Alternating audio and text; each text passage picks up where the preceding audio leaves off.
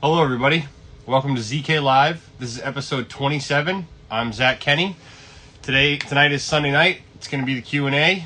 We're going to talk about the big project we started this week, the big mahogany paneled room.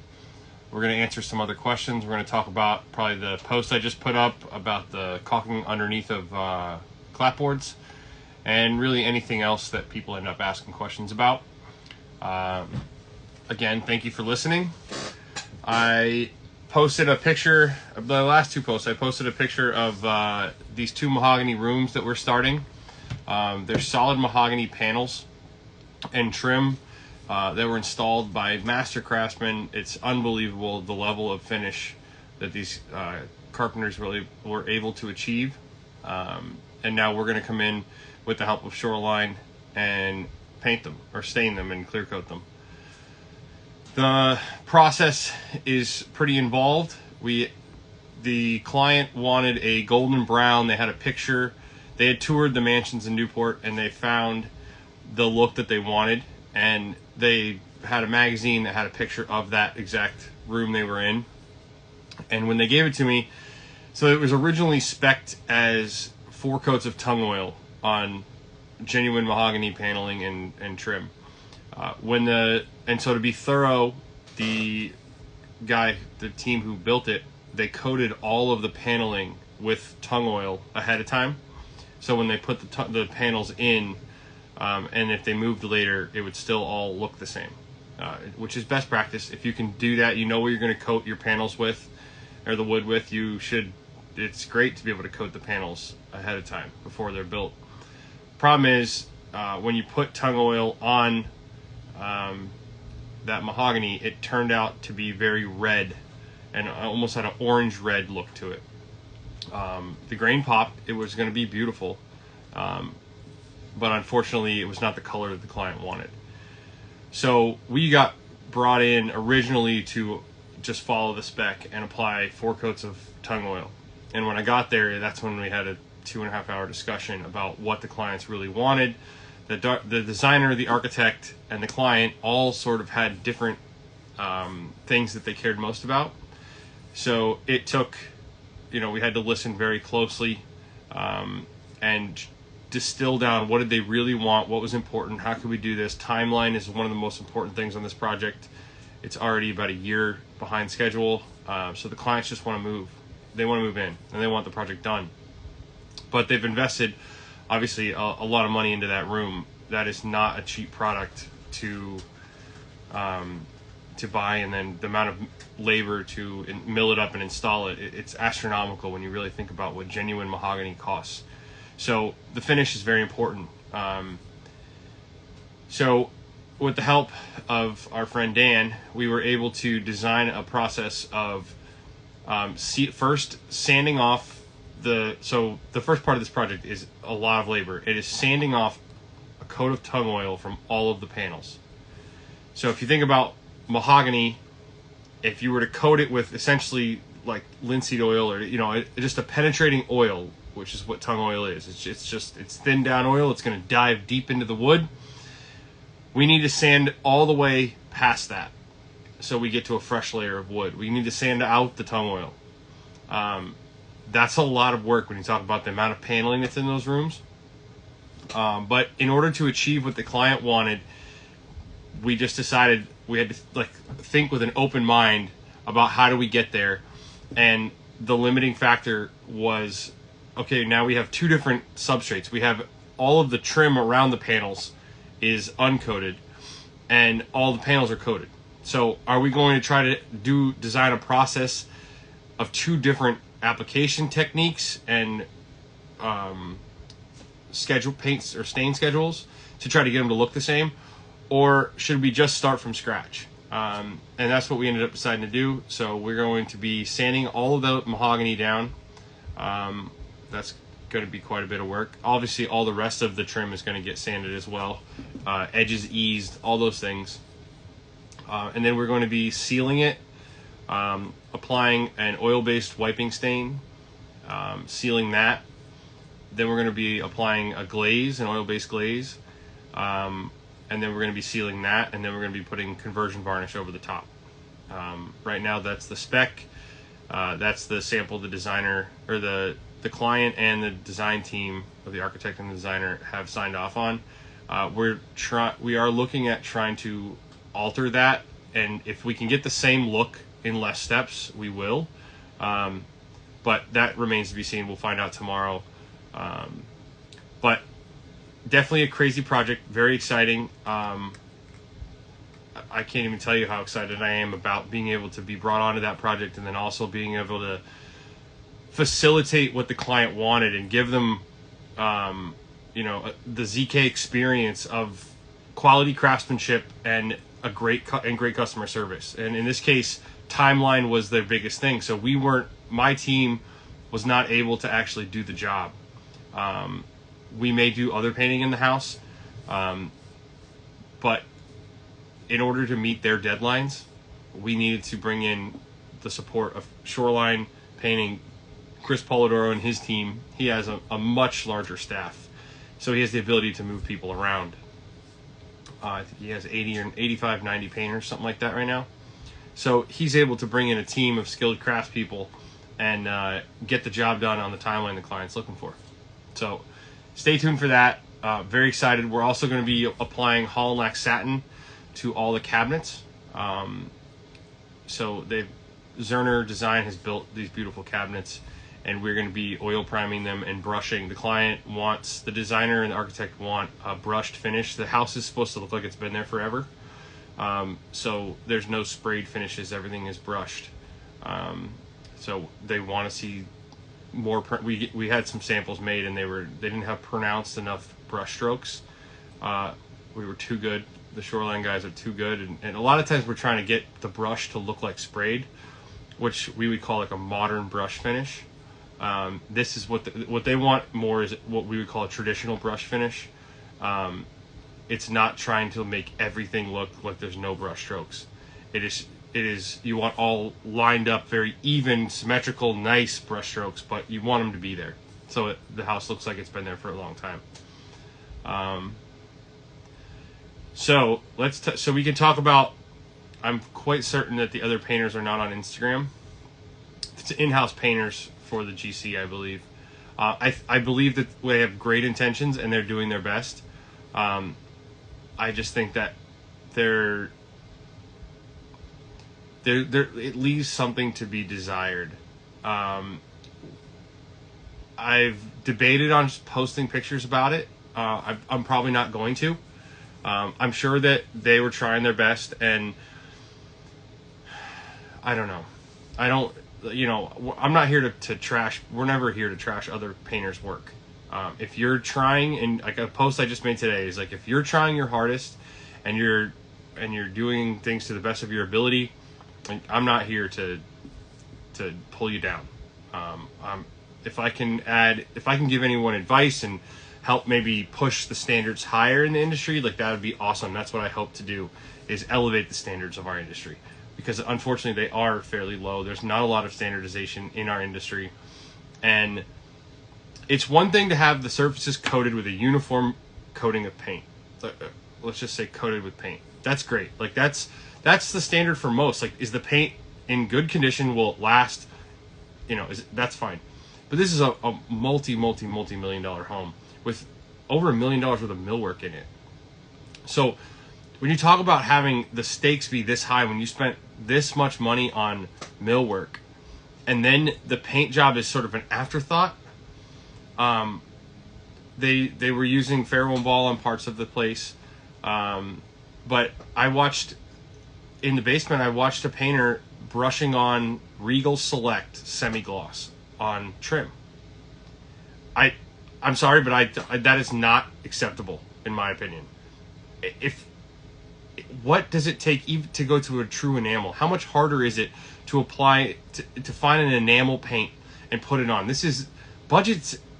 I mean, budget's always the thing, but the budget is not constricting you to using Regal Select on trim on this house. I can guarantee you that. It's just a lack of knowledge, maybe, or a lack of passion. I mean, that's what we say in our company. We have a passion for craftsmanship. I want to see things elevated. This client obviously has nice taste. They have this beautiful home. The architect and designer are designing all these amazing features and putting all these amazing finishes in. And then the paint is just like, ugh. It hurts to see. I get when the clients can't afford it and they just want to see it painted, that's fine. But when you're putting together a home that looks like this and then the paint job is just like an afterthought, that's too bad. And I don't know. That stuff bothers me a lot. I don't know why. I know why, but it's not the biggest deal, I guess. Tonight's episode is sponsored by LaCroix Key Lime Pie, my favorite seltzer right now. Far superior to the lime LaCroix is key lime. I just had to say that. We're not actually sponsored, obviously. I'm going to start answering some questions. We had a decent amount of questions people sent in, which is awesome. It allows me to, at least my rants are somewhat focused on some things. So let's start with that project, I guess. Someone asks, where do you start with grits?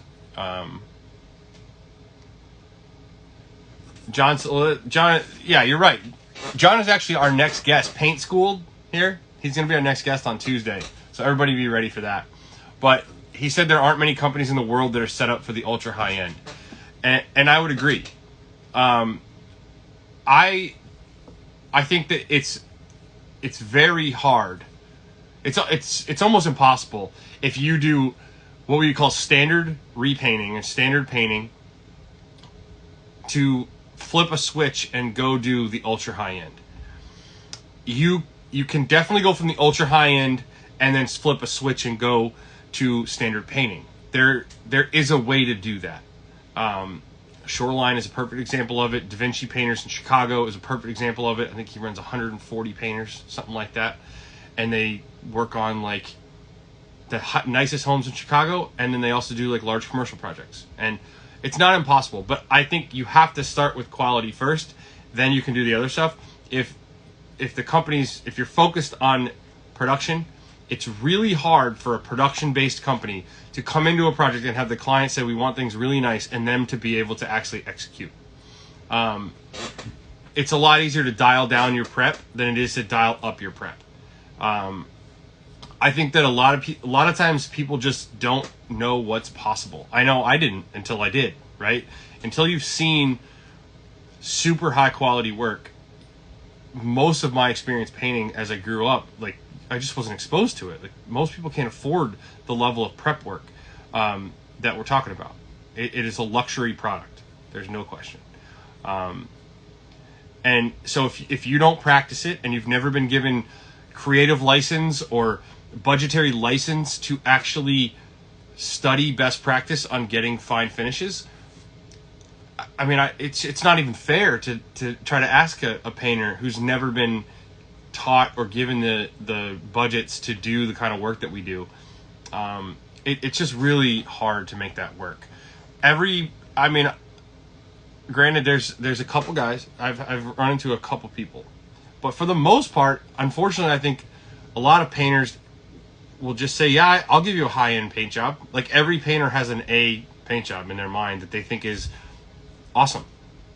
But I think those every painter's, like each company's A paint job don't necessarily all line up to the same. There's not a standardization in our industry to say, here is A grade, top of the line finish work. It doesn't exist, unfortunately. And so that's where it comes down to reputation, and that's going to lead into some of the other questions of how do we get a project like this and how do we get our work. And when you're talking about these types of projects and this type of world, it is very much based off of reputation, portfolio and reputation, because you can't just go to the phone book, call 5 painters, say, give me your best paint job you can give me your high-end paint job. I would argue all 5 of them, if you were to pick out of a hat, can't give you the type of paint jobs that our clients are looking for. And which is fine. It's just, what does the client want? I'm here to give it to you. And I think it's, I don't know, it's tough to see. We don't want to like judge anybody.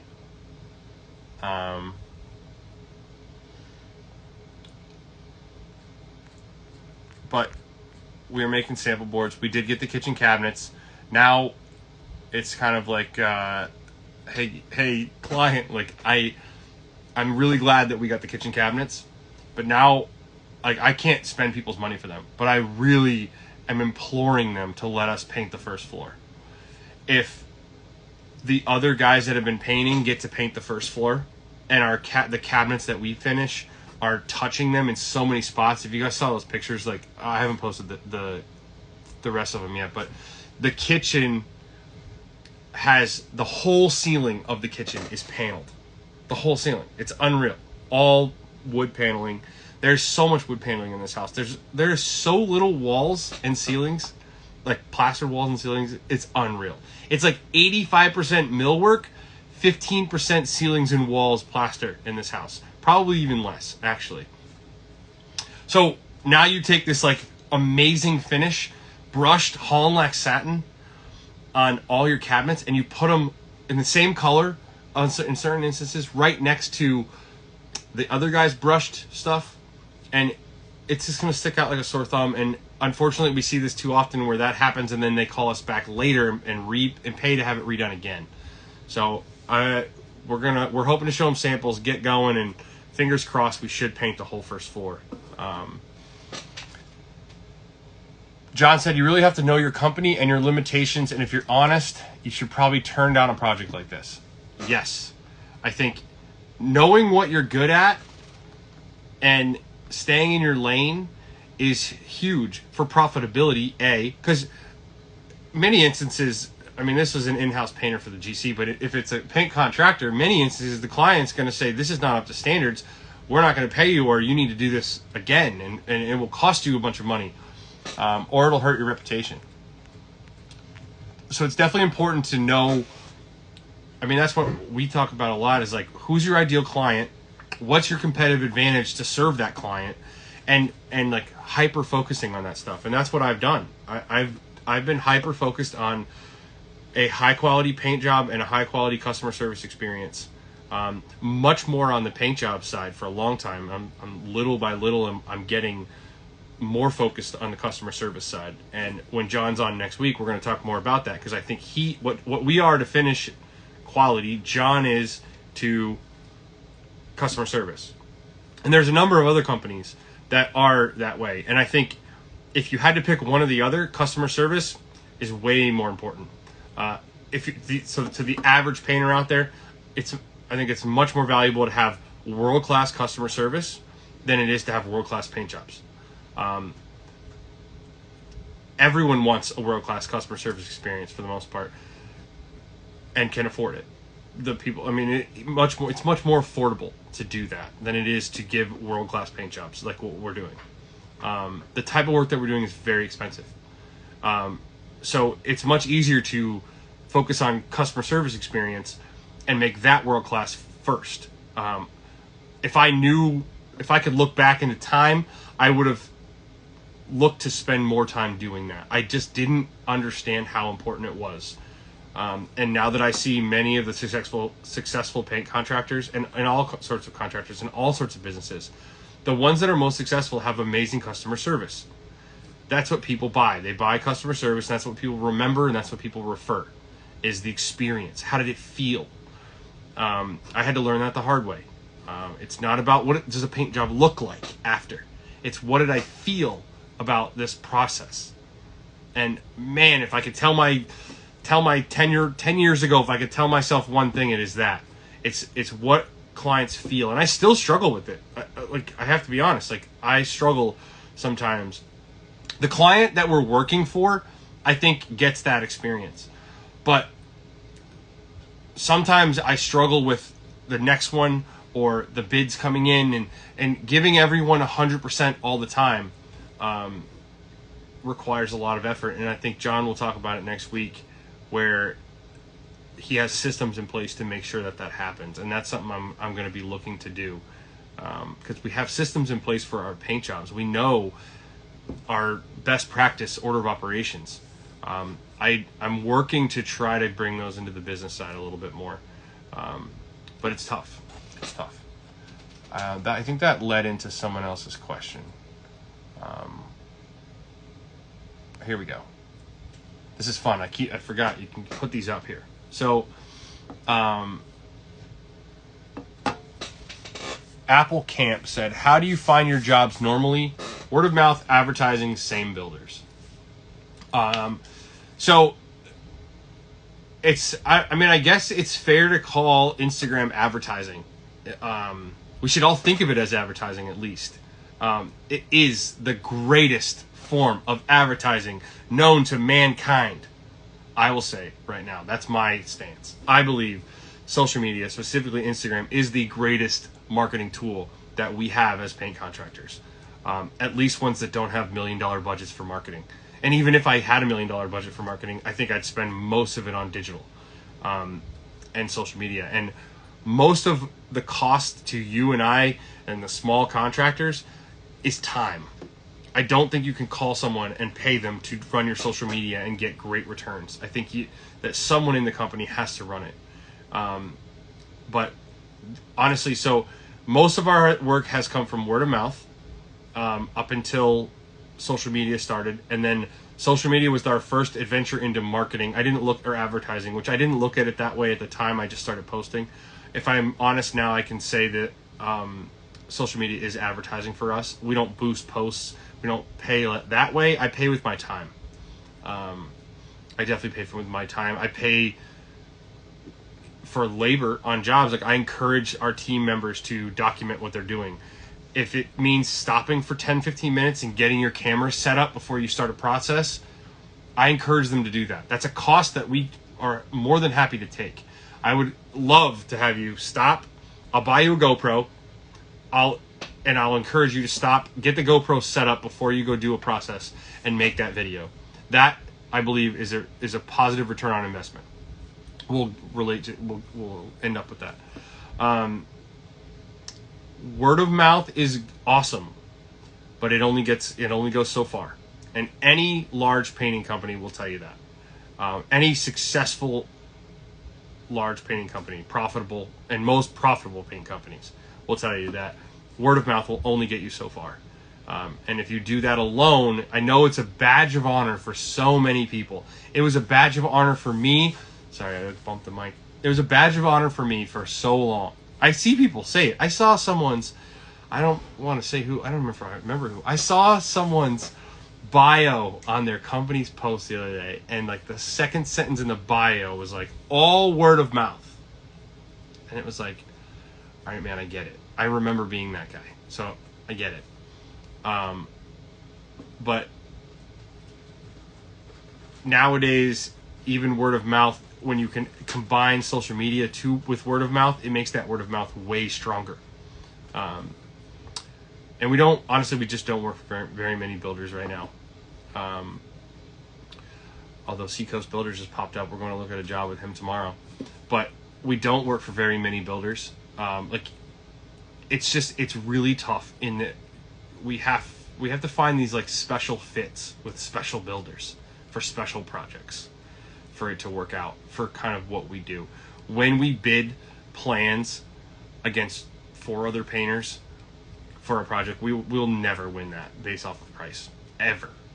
So it comes down to clients wanting us, or the GC wanting us, or the architect wanting us, the designer, or somebody's like, no, here, and they explaining to the client why our price is more and why it still makes sense. So, and once you find those builders, we might not do every job for that builder, like by no means, but when those certain projects come up, we're looking to be brought in to do the type of work that we know that we're sort of known for. When you want things, coatings at a high level, aesthetically and longevity wise. So I'm a coatings nerd. I know coatings very well, and I know people that know them better than me to ask. So we get brought in for projects where the stakes are high as far as the coating longevity, and then most often when the stakes are high for aesthetics, and they want things really beautiful, and they want it more than the average, because that's just what we've specialized in. So that's Apple's answer. People have been saying a lot of things, and I have been ignoring them because I was. Jake Bresson said something. That's when I lost it. Jake said it's touchy to balance clients with projects at different stages. Oh, that reminds me. That's a question here. Let's go to that. This is fun, these questions. Oh, Jake, did you ask the question too? Oh, somebody put it in my DMs. I said that it was too long of a question to ask. How do you manage multiple projects and multiple people and high profile, demanding clients? How do you manage them all? That's the hardest part. So if there's one thing I do, it's like I tell the client, when we are working for you, we will be hyper focused on you, and we will give you everything. And if you want to add 2 things at the end, we will stick around and we will wrap those up. But that also means that same thing is happening to the client before you. So I can give you rough start dates, but I can't give you a hard start date and a hard finish date before we start, because I am committed. I have a team of 7 painters right now, not 90 like Shoreline. And so we're going to give the client that we're working for everything until the project is done. And that means that sometimes we have to move. The next project has to be slotted in where we can get to it as soon as we can get to it. That requires being upfront with clients and saying, like, look, I can't give you a hard date to start. Or maybe I can, but I can't give you a hard date to end. That's for sure. And if you do need that, then we need to talk about that. And we need to make a plan for that. And maybe we can. We just had a project that we did for Kirby Perkins, which is the first time doing this project for a big builder. It was almost a 6-figure job. It was a big project. And we came in. It was a much smaller project when we first started. We were going to do it in-house. And then the client added a large scope of work and kept the timeline the same. So, hey, I can't do that. Like, I could never have done it.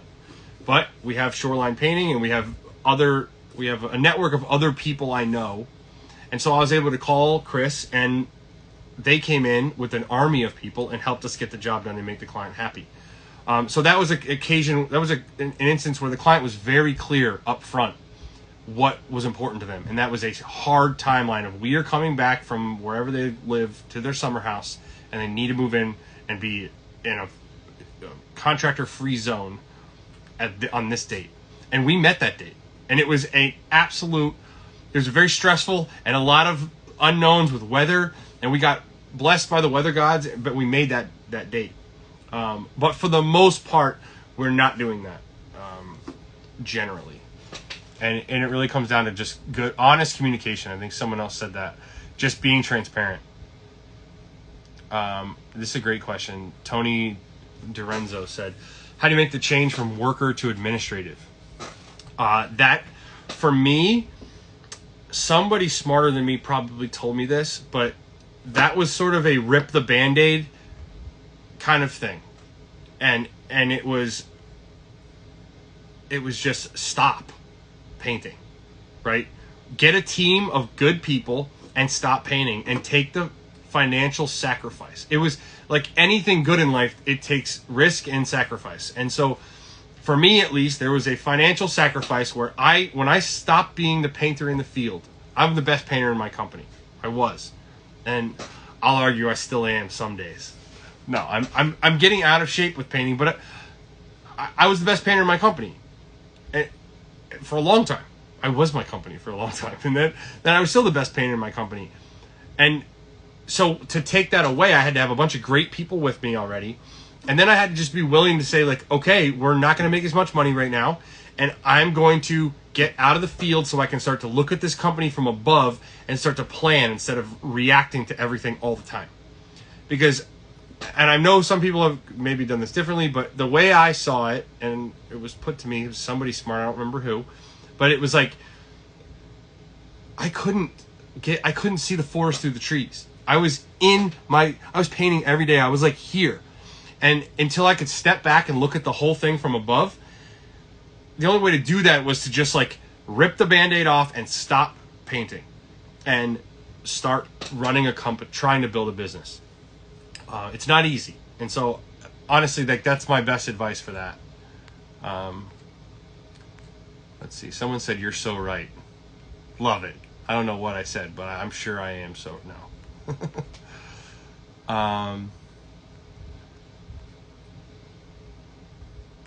Let's see. Sorry, this is the boring part where I scroll through a bunch of stuff and try to read.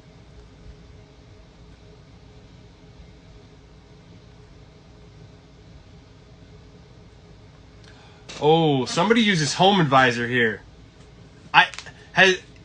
We'll try to put a poll or something. Home Advisor or any of these lead companies. I would love to hear anyone that's had positive experiences with any of those. I have not. I've never really used them, but we're just not price competitive, so that's tough. But I think those are I'm actually looking at starting a startup to fix this problem, but I think the business model for those is really it's not very great for us or the client. But that's another story. Yeah, Seco said it. It's all about the web of connections. And Instagram here is the best way I've ever seen to build those connections and to strengthen them. I just ran into, on that project with the mahogany, I ran into a company called Primrose Woodwork. I've been following them for a while on Instagram. I've messaged him before. I've commented on his posts. I see all his posts. He's a local Rhode Island craftsman that builds cabinets and millwork. And then I got to meet him in real life on Saturday for the first time.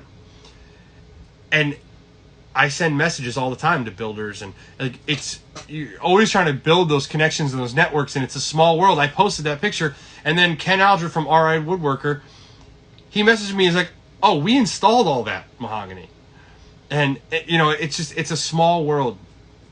But you have to.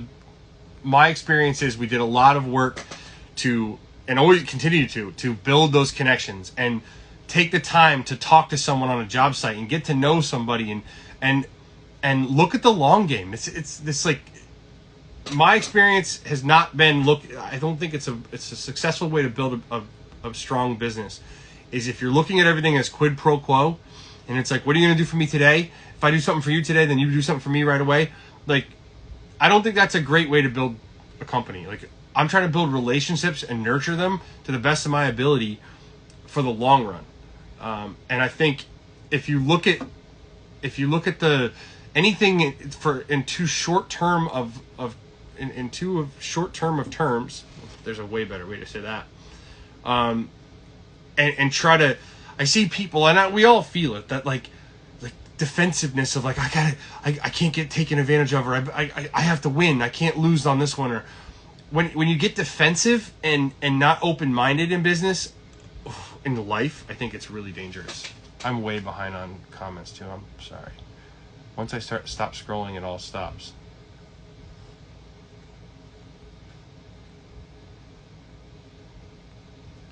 Somebody said, what kind of products do you use on tiger wood?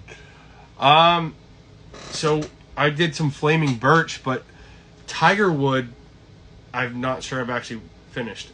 There's a lot of different types of finishes. I'm surely not the expert on stained green finishes. I know some experts, and I talk to them a lot.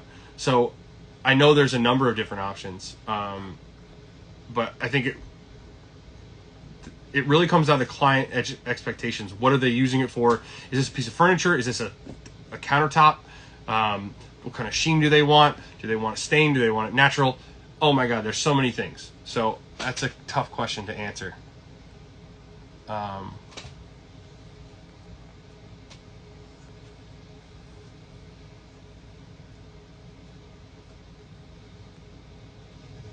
Let's see.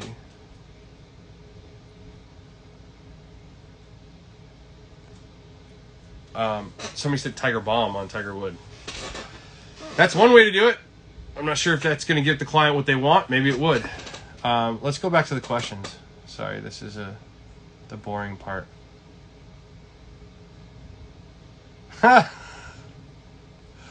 Okay, this is a funny question. Wet Paint said, how does Wet Paint achieve such incredible results in 100-year-old shop out of a DIY booth? I can answer that question for him. I know how he does it. My friend from Wet Paint is incredibly passionate about painting. This man eats, sleeps, and breathes painting. It's in his blood, and he's obsessed with the finished result. That's how you get great results.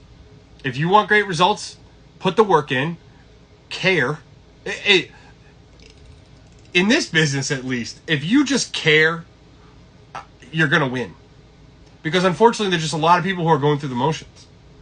So I think if just by caring and having passion about what you're doing and trying to get better each day, you're going to get great results. I know Wet Paint, and I know that he wrote this. It's kind of funny, but the point is, this man obsesses, and he does everything, and he listens, and he takes advice, and that's what I did. I'm like, how do you do that? And I'm still to this day, anyone that's got a better way, like, I am listening, always. I'm not going to sit here and be like, nah, I got to figure it out. As soon as you're like, I don't want to hear about how to do something differently, I know what's going on. Unless you're a multimillionaire and you're absolutely on top of the world, even then, no one gets there, I don't think, without listening to people and trying to get better every day. Being open-minded. If there's one skill I have, I think it's being open-minded, and that I'm so grateful for. Yeah, Mikey from Wet Paint is a beast, and he came on the scene very similar to me, and was just like, I'm gonna do this. Like, I'm just gonna do this, and there's nothing gonna stop me. And I'm sure he's taking significant financial sacrifices in order to get the level of finish that he's able to get. And now he's slowly starting to be able to reap the benefits of his new capacities. And that's been my story as well. So I'm sure that was kind of a joke, but it worked out. Is this guy saying it from two different accounts? It's the same person? Chris Solomon, Tiger Wood. Send me a DM about your Tiger Wood. I'm not sure. That's too broad of a question. What do you recommend for Tiger Wood? I think there's too many variables and parameters that I don't know to give you a good answer. Chroma Custom Painting had a question about warranties. One potential client asked, I stand by my work but never had a formal programming in my contracts, but of course would go and fix any issue I messed up. That's what we have. I don't have a formal contract. That's, again, something we got to work on. I live much more by the, like, make sure they want to hire you again so that they do the right thing, more than trying to get a, like, tit-for-tat contract in place, which it's not best practice, and I'm not going to ever make an argument that it is. Again, that's my warranty is like, dude, I'm not going anywhere. And I really care about my reputation. And if I did anything wrong, and even there's a project we're gonna fix this week, actually, we didn't do anything wrong. The guy didn't fix his gutters, or his gutters were backed up. I can tell you right now, his gutters were backed up. We applied wood preservative to the wood, bare wood shingles, wood preservative, then slow oil, and 2 coats of, I think it was emerald at the time. It was like 3 or 4 years ago we painted this house. It was a top of the line paint job. And underneath his gutter on a side wall, where he has another gutter coming down, underneath it, in a straight section down, it's all peeled, like full sheets. And so I went and I looked, and if you peel the paint, the piece off, there's all wood fibers on the back side of the paint. That means the paint did not fail. The paint job did not fail. The wood bond to the paint failed, which is extreme moisture. From what I understand, in my opinion, that is extreme moisture that's getting behind. It's soaking through, and it's deteriorating the wood fibers. But the paint is stuck to the wood fibers that the paint was applied to. But I'm not going to get, like, it's one section. Like, I'm not going to charge this guy. Do I want to? Was my first reaction to be like, look, man, that's not my fault. You didn't fix your gutter. But that's not what I'm going to say. I'm just like, yeah, we'll take care of it. because it's the bigger picture. It's not this tit for tat quid pro quo stuff all the time. I'm probably guilty of doing too much of this bigger picture thinking, if anything. I do need to give a warranty formally, because our warranty is so much better than anything I would ever put on paper. Handshakes are valuable if you're trustworthy. Yeah.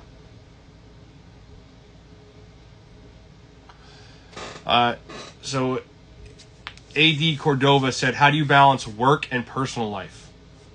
My glasses have been dirty this entire time, and I've waited till deep in the podcast to actually clean them. That's so annoying. I balance work and personal life. Well, let's see. I listen to my, it sounds so hip. I listen to my body. I listen to my spouse, my wife. I don't know. I practice. I try really hard every day to practice moderation in everything that I do, because I have a rich history and I have a DNA of obsession and compulsion and not practicing moderation.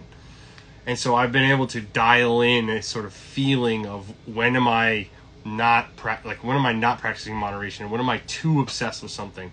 If you guys remember, I think we did a podcast. It was quarantine and I was bored and I was really enjoying this, but I did a podcast every day for a week, or I was doing 5 a week or something insane.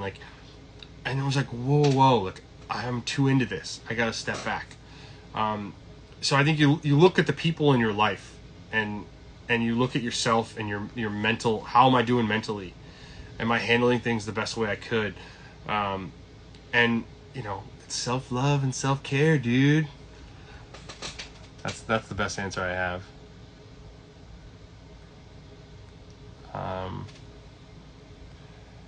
Friesen Fine Finishes said, have you ever wet sanded with FP, primer, or Brilliant? Or is it best option sanding it with dry? Also, do you use a block to get it flat, or are you just doing that on flat surfaces? So, quick answer is yes, I have wet sanded. Never wet sanded primer. I would not. Honestly, wet sanding, I don't think there's a lot of advantages to it with the fine paints, with FPE. We just don't do it anymore. I experimented with it. I have some videos doing it. We've done it. With the abrasives the way they are today, and the coatings, I don't think wet sanding is going to give you any advantages, honestly. We sand our primer up to about 600 grit, 400 to 600. We sand our top coat 600 to 800 finish coat, and then we 100% of the time we are shooting it from the gun, straight off the gun, and leaving it. If you guys should all check out Jack Andrews' post. He just made a post of the most insane gloss room you'll probably ever see. Jack sets the bar so freaking high. He cut and buffed that whole room. You have to wait. You have to wait months for it to dry.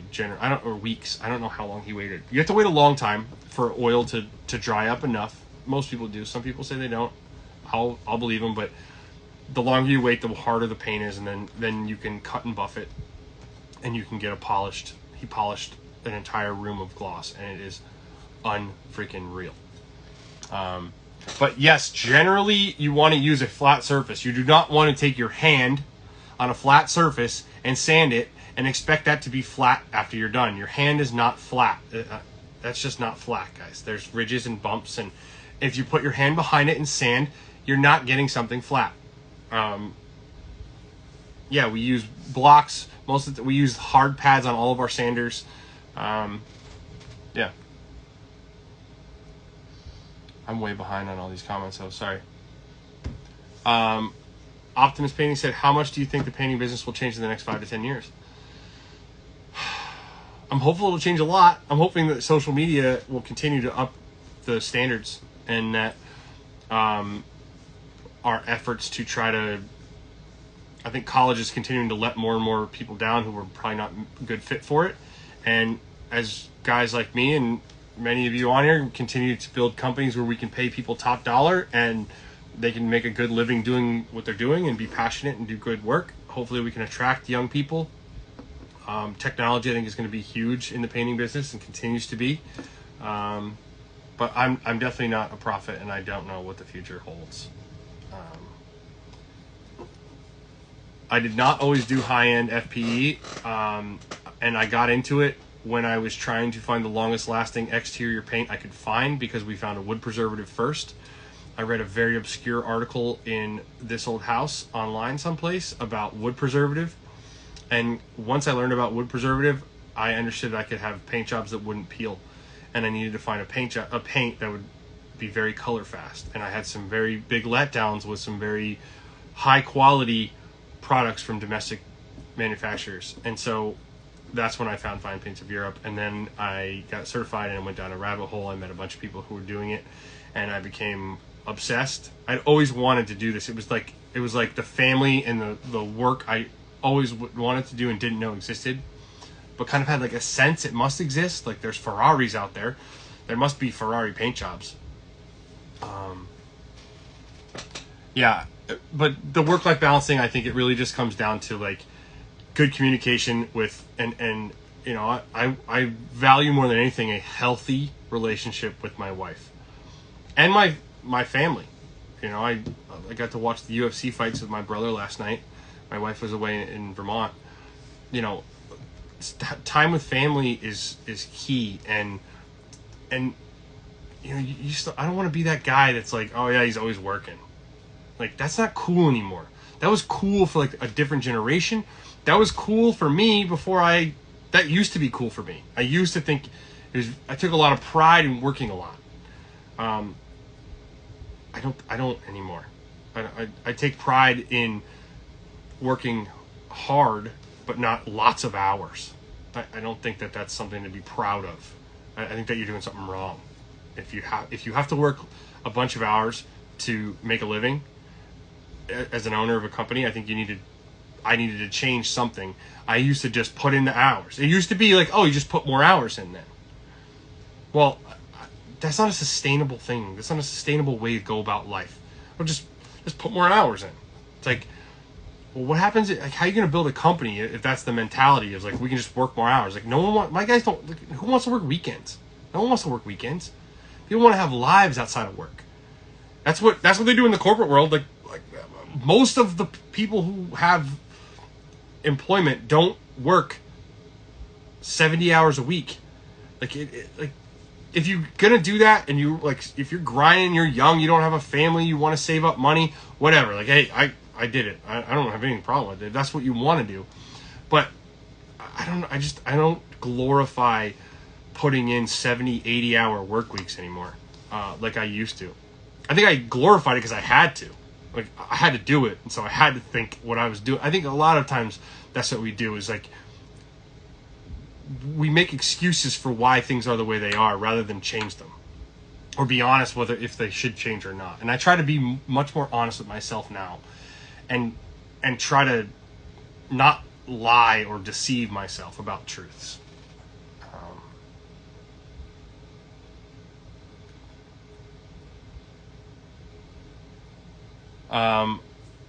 Someone said, yeah, I do play a lot of basketball, although since COVID, I haven't played basketball, so I'm a little rusty, but I do really enjoy going to LA Fitness and getting a good run in.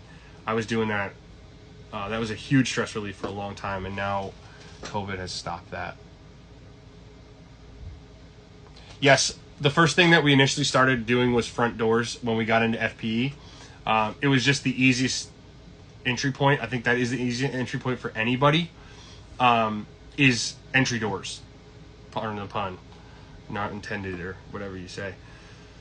I think a door is it's a small enough project that if you mess it up and you have to do 11 coats, like, it's not going to break the bank. You go try to do a gloss room for your first try, good luck, my friend.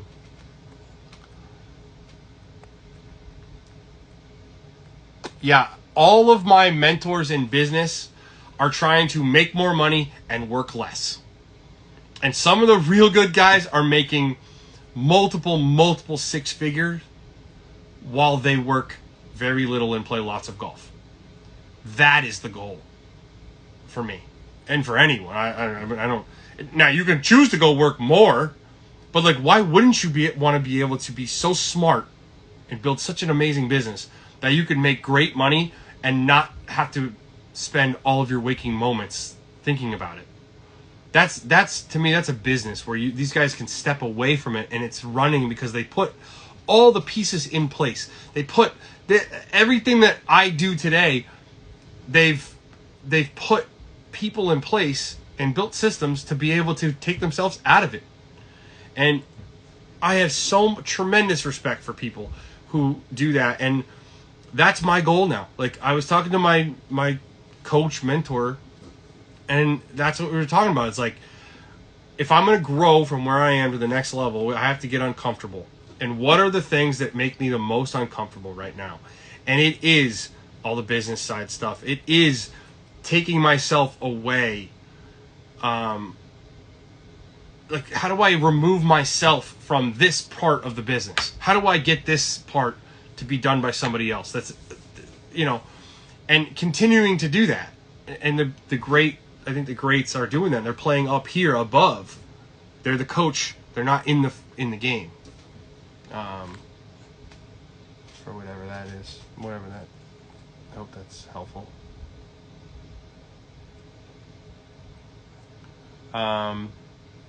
Let's see. Here we go. Brock Solid Painting said, I'm in the process of hiring employees. Could you share any tips or share experiences? Sure. I've talked about it before. I've had a lot of people. If you saw the people, my first employees versus the team we have today, it's like a kindergarten basketball team versus like NBA All-Star team. It's like not even like the same league. I didn't even know painters, like human beings like this existed in the painting business. I grew up in companies with, I don't know. It just, so I think you have to sell to your potential employees as much as you sell to a client. Here's what we stand for. Here's the dream of working for Brock Solid Painting. It is this is the dream. Here's what you're going to be doing, and here's why it's important, and here's how I'm going to facilitate your growth, and all of those types of things. You have to be desirable to employees. If you want to get good people have choices in life. This is so true for all things.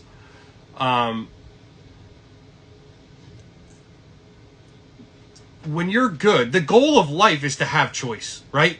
Like that, we live in America. We're a free country. Like, the goal is to have choices. And when you don't have choices, life sucks, right? When you're forced to do anything, that sucks. And the more you can, I believe in, it's true for my business. It's true for my personal life. The more I can have options, right? The ability to say no is so powerful. And if you have no skills, guess what? You have to go do a menial job and you're replaceable tomorrow because you don't have any skills. If anyone could do that thing, then guess what? You're not going to make a lot of money. And because anyone can do it. As you build skills and you have options, now you get to say, like, I have an option. So I don't have to get paid minimum wage anymore. Because 3 people want me to come work for their company, and I get to pick the one, and I get to negotiate. I have some leverage. So if you want to hire great people, you have to have options. You have to have lots of people who want to come work for your company. Right? If you have one human being who responds to your ad, I mean, that guy's got more leverage than you do. That's not very good. So I think it's, in all negotiation, read negotiation books. Anyone. If you haven't read Split the Difference, that's the most recent negotiation book that I've read. I loved it. It was really good. Never Split the Difference. Not Split the Difference. Never Split the Difference. Brilliant book. Great read, too.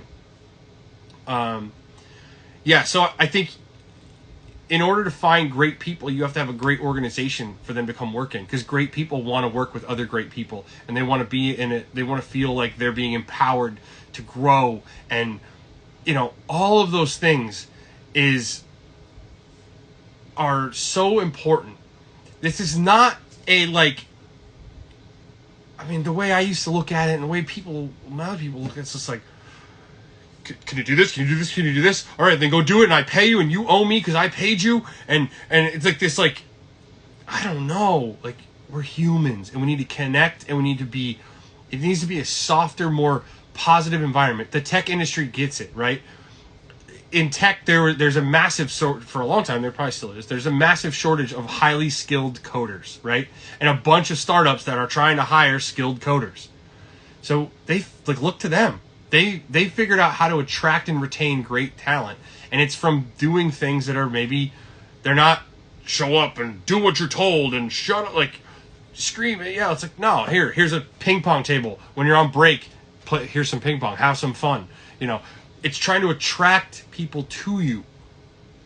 I think that's huge. You want to be known as the awesome company to come work for. I'm going to sneeze, excuse me. Well, maybe I'm not. Oh, man. Sorry. So that's the best tip I have. And what do I really know, though?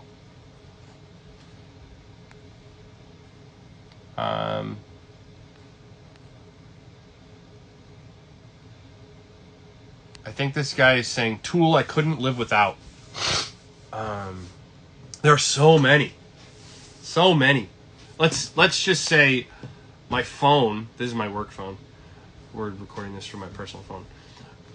I mean, obviously my cell phone is probably the most important thing. Right now I couldn't live without. I think there's just so many tools. So that's a hard one. Grip right, floor protection has changed our game. Good tape, good sandpapers, good ladders, safe ladders. I don't know. There's so many. Dust extractors. Come on. Shop vacs. I know. I see bigger companies. I see people still use them. I know if I had to have a bunch of them, they probably are expensive. But man, HEPA vacs are amazing. Good lights. Yeah, Turner said good lights. That's a great one. Let's see. What else do we have here? My friend Robert Chicky from Bespoke Finish asked, what is the process for this project? I started this podcast out saying it, but obviously no one's listening in the very beginning. The process for that mahogany right now, as it stands, and that it may change. But right now, the sample that has been signed off on, our good friend Dan has came up with it. It is vinyl sealer. Well, first it's sanding. So someone asked, do you sand with 80 grit? Maybe I put that up. I didn't put it up. But no, we're not sanding with 80 grit to start. I think we're starting at 180 to get it down real fast. Not real fast, but fast enough with machines. I forget. They're going to sand with whatever they have to do to get it down, and then they're going to finish sand up to, I believe, 240, and then vinyl seal it. Then we're going to, so it's vinyl sealed. It's all now we can put our stain over the top of a sealed surface, so we can feather it out. We can add a little more here, add a little more there, not worry about it sucking in and drying on us. So staining over a sealed surface is huge. Then we're going to seal that, and then we're going to glaze that surface, and then we're going to seal that, and then we're going to top coat that surface. And that's our process. And we have 1 minute and 30 seconds left, and it cut out on me one time early, so I'm going to end this now. I'm going to start it up again, and we'll go for a half hour more and answer some more questions and have some more fun. Thanks for watching, guys.